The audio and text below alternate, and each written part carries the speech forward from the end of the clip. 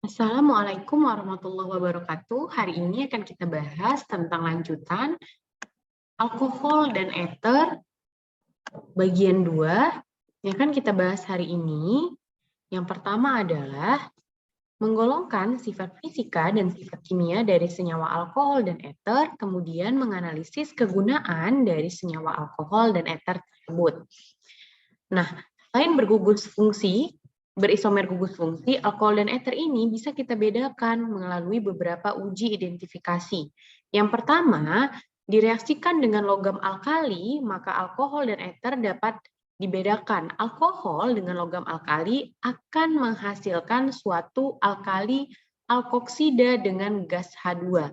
Namun dengan eter, logam alkali tidak dapat bereaksi. Nah, selanjutnya dengan fosfor trihalogen atau PX3. Alkohol dengan fosfor trihalogen akan menghasilkan suatu haloalkana dengan asam fosfat. Sedangkan untuk eter tidak bereaksi dengan PX3 atau fosfor trihalogen.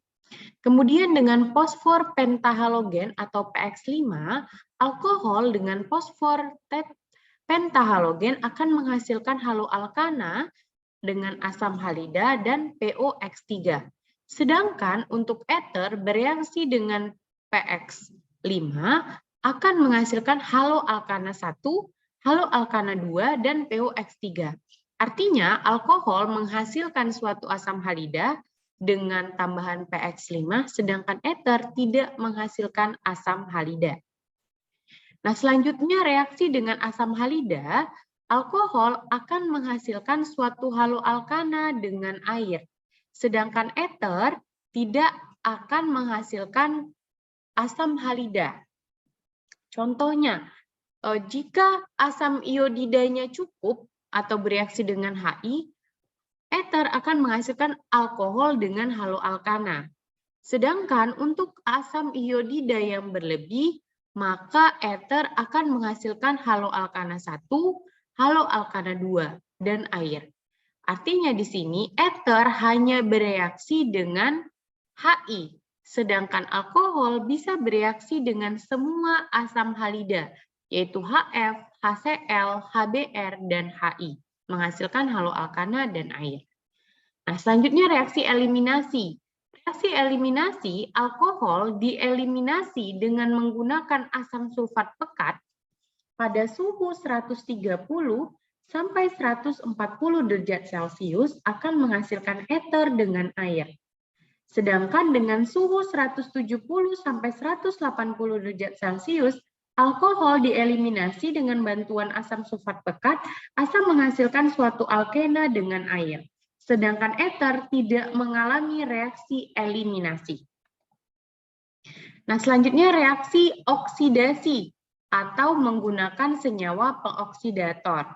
Oksidator itu terdiri dari oksidator lemah seperti CuO dan oksidator kuat seperti ion dikromat dan manganat pada suasana asam seperti H2Cr2O7 dan HMNO4. Nah, alkohol dioksidasi akan menghasilkan suatu alkanal. Nah, alkohol primer dioksidasi akan menghasilkan suatu alkanal atau aldehida. Dioksidasi kembali akan menghasilkan suatu asam karboksilat. Sedangkan alkohol sekunder dioksidasi akan menghasilkan keton atau alkanon. Sedangkan alkohol tersier tidak dapat dioksidasi. Dan eter tidak mengalami reaksi oksidasi. Saya ulangi, alkohol primer dioksidasi menghasilkan aldehid, dioksidasi lagi menjadi asam karboksilat. Alkohol sekunder dioksidasi menjadi alkanon atau keton, sedangkan alkohol tersier tidak mengalami reaksi oksidasi. Selanjutnya, sifat fisika dari alkohol atau alkanol. Memiliki titik didih yang lebih tinggi daripada senyawa alkananya disebabkan senyawa dari alkohol tersebut memiliki ikatan hidrogen. Kelarutan alkohol dalam air berkurang dengan panjangnya rantai karbon. Artinya alkohol dengan C sama dengan 1 dan 2, yaitu metanol dan etanol, itu larut dalam air. Sedangkan mencapai C4 atau butanol, dia semilarut atau kurang larut dalam air. Alkohol dengan jumlah atom C sama dengan 1-4 berwujud cair encer, 5-9 berwujud cair kental, dan lebih besar dari 10 berwujud padat.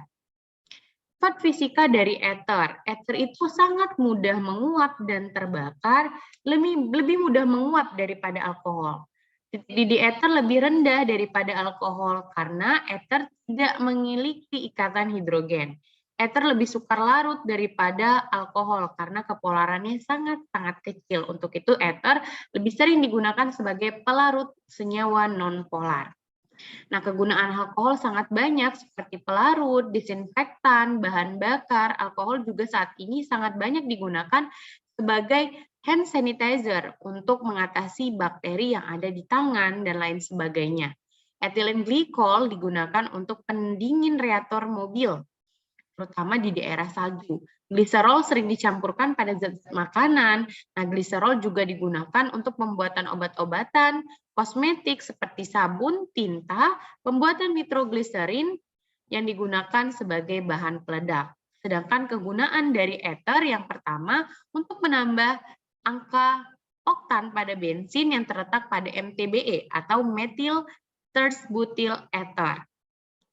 Ether digunakan sebagai zat amfibius dan ether digunakan sebagai pelarut dan pengekstraksi untuk mengekstraksi suatu zat dari suatu senyawa.